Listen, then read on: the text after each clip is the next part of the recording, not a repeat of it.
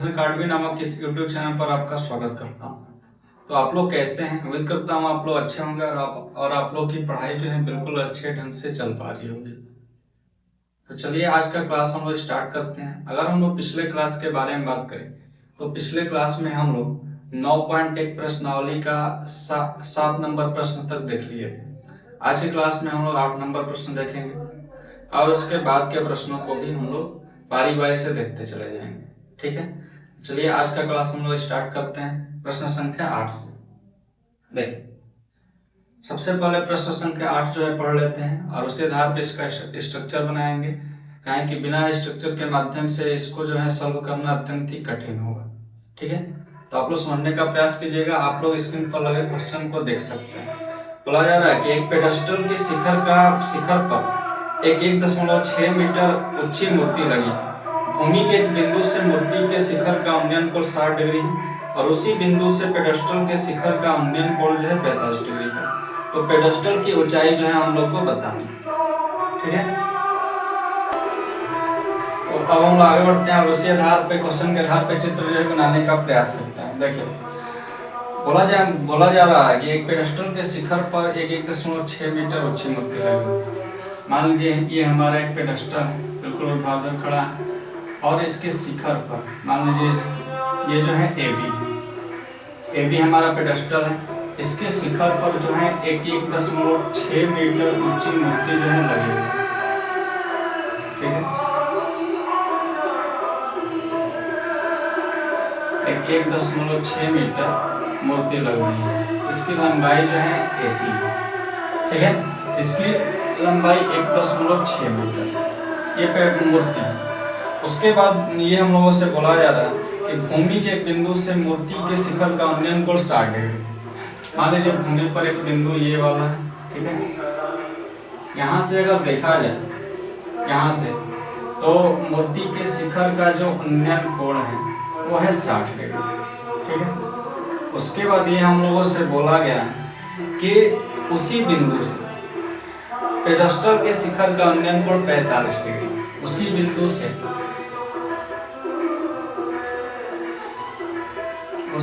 से पेडेस्टल के शिखर का जो उन्नयन कोण है वो है हमारा 45 डिग्री।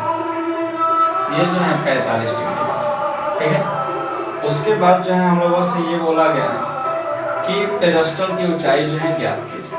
ठीक है, देखते हैं हम कि ये जो है पेडेस्टल है, इसकी ऊंचाई जो है हम लोग मान लेते हैं h मीटर। मान लिया h मीटर। ठीक है, इसका भी नाम दे देते हैं d। ठीक है, ये चूंकि समकोण होगा। अब देखिए, अब ये मान लीजिए एक जब हम लोग पूरा कोण देखेंगे यानी कि 60 डिग्री का कोण वाला जब देखेंगे बड़े वाले त्रिभुज में CBD में, तो हम लोग को ये पूरा जो है लंब की आवश्यकता होगी। इसीलिए पूरा लंब भी हम लोग लिख लेते हैं। यहाँ पूरा जो है AC की लंबाई हो जाएगी, ये तो 1.6 है, तो 1.6 प्लस का h मीटर जो है ये पूरा की लंबाई। कहें कि पेडेस्टल की ऊंचाई जो है हम लोग माने हैं h मीटर। अब हम आगे की बातों को देख लेते हैं। जो भी यहाँ पे लिखा गया है चित्र में उसको जो है हम लोग कथन के माध्यम से लिख लेते हैं। तो यहाँ पे सबसे पहले हम लोग क्या करेंगे, लिखेंगे। ठीक है, 8 नंबर हमारा प्रश्न है, यहाँ पे सॉल्यूशन कर रहे हैं हम लोग इसका। ठीक है, यहाँ पे मानेंगे, माना पेडेस्टल AB की ऊंचाई, पेडेस्टल AB की ऊंचाई जो है हम लोग क्या माने हैं, h मीटर माने हैं। आप लोग स्ट्रक्चर के माध्यम से देख सकते हैं, यहाँ पे h मीटर माना गया।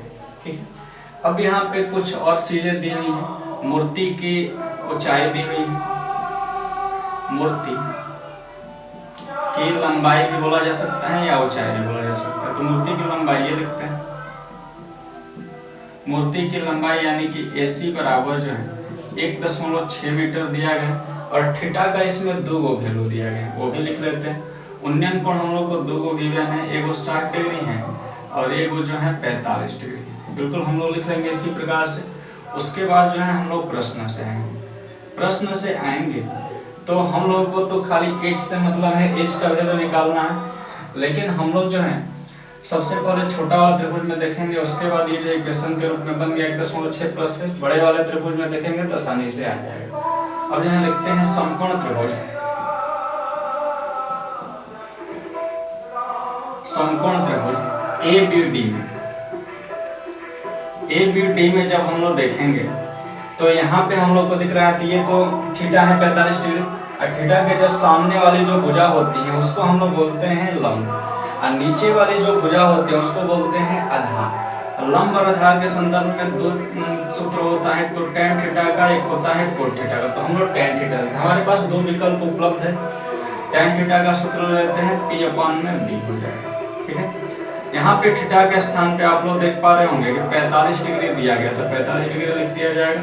P के स्थान पे H है और B के स्थान पे जो है BD लिख दिया जाएगा। tan 45 डिग्री जो है इसका वैल्यू होता है 1 बराबर में H/BD हो जाएगा, ठीक है। हम लोग जानते हैं कि हम लोग को BD से कोई मतलब नहीं, किससे लेना देना है, H से लेना देना है। हम लोग क्या करेंगे, BD के बराबर, ये बाइसिम जब होगा तो BD के बराबर क्या हो जाएगा, BD बराबर जो है H हो जाएगा, ठीक है। इसको मान लेते हैं इक्वेशन 1, चूंकि ये आया कैसे, तो बाइसिम के माध्यम से आया, ठीक है। उम्मीद करता हूँ आप लोग समझ पाए होंगे।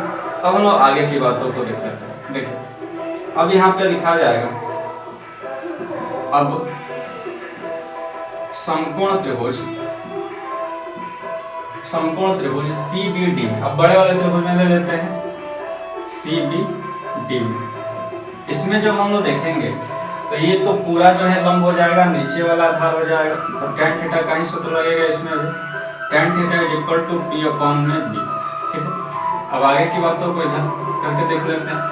इधर जो है अब आगे बढ़ेंगे तो हम लोग को थीटा के स्थान पे क्या दिखेगा, तो tan जो है 60 डिग्री बराबर में P का वैल्यू 1.6 प्लस का H बटा में BD, ठीक है, लिख दिया जाएगा।